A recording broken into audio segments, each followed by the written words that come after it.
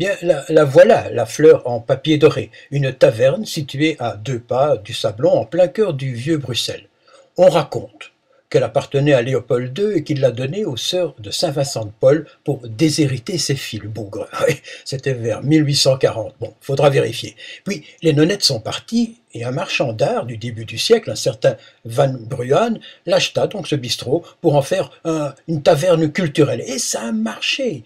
Les surréalistes du début du siècle s'y donnaient rendez-vous.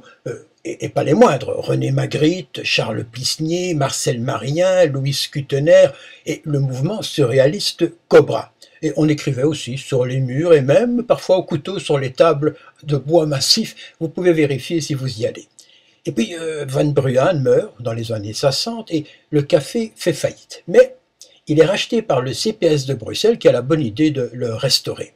Et c'est là qu'apparaît Émile Kesteman, qui reprend le flambeau culturel du bistrot et organise des rencontres poétiques, puis plus tard le fameux grenier Jeanne Tony, du nom d'une comédienne qui animait les soirées avec une verve sans pareil.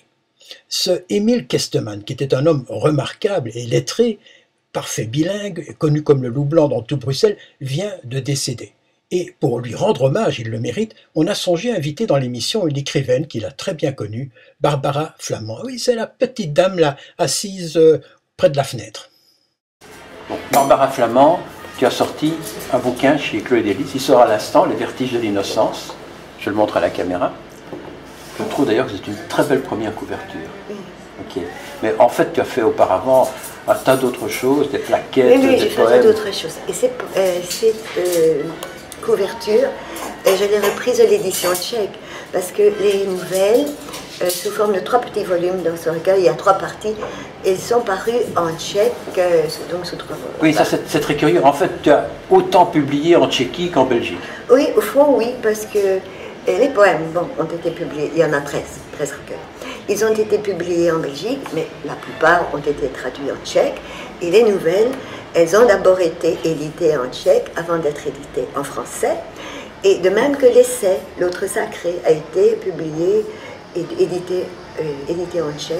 Si on te voit aujourd'hui, c'est pour présenter ton bouquin, mais c'est aussi et surtout parce que tu as bien connu Émile Kesteman, qui était en fait connu dans le quartier comme le loup blanc en quelque sorte. Oui, et surtout à Ixelles. Oui, je l'ai bien connu du temps...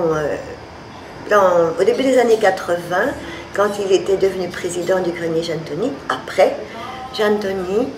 Il était vice-président de l'association des écrivains belges. L'AEB, oui. Et il était également conservateur du musée Camille Lemonnier. Et ça, c'était une fonction à laquelle il attachait beaucoup d'importance parce qu'il adorait Camille Lemonnier. Il a réussi à donner une notoriété à ce musée qui était connu au-delà de nos frontières. Et il préparait le 100e anniversaire de la mort de Camille. Voilà. Et malheureusement, il vient de décéder. Il est décédé le 21 décembre. Voilà. Et si on en parle aujourd'hui, c'est parce qu'il était tellement connu qu'on a pensé qu'il était vraiment utile de lui rendre hommage. Certainement.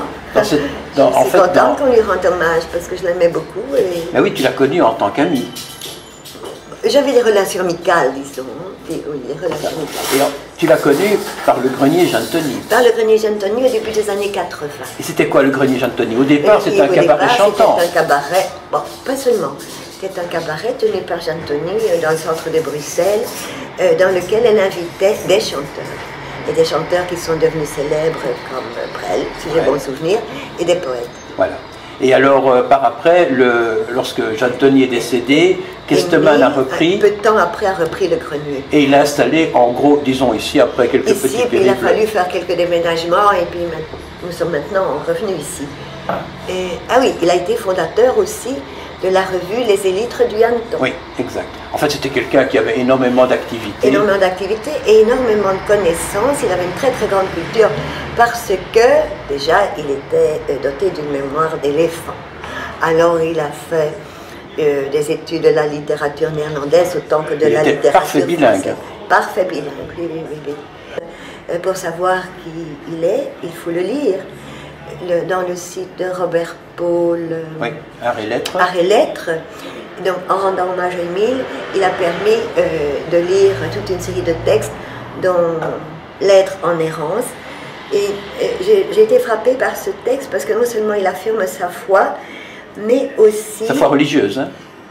Sa foi religieuse, Oui. bien sûr, parce que... Oui. Et sa recherche d'entrer en communion avec le divin et de se fondre dans l'harmonie universelle, dans la lumière qui habite la nature, dit-il, sont ces mots. Et bon, on trouve ça dans plusieurs poèmes. Alors il y a d'autres textes. Bien sûr. Et sa spécialité, c'était de jeter des petits flashs comme ça sur des réalités quotidiennes et qu'il traitait parfois avec humour.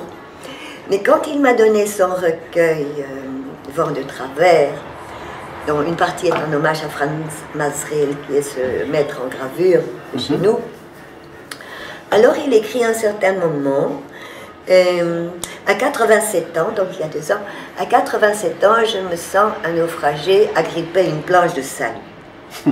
Mais évidemment, le monde des années 90 et 2000 n'est plus celui des années 70. Et il dit pourquoi d'ailleurs? Parce que nous vivons dans un monde d'hypocrisie, de félonie et d'abus de pouvoir. Pessimiste à ce point-là? Ah oui, oui, bah, c'est vrai quand même.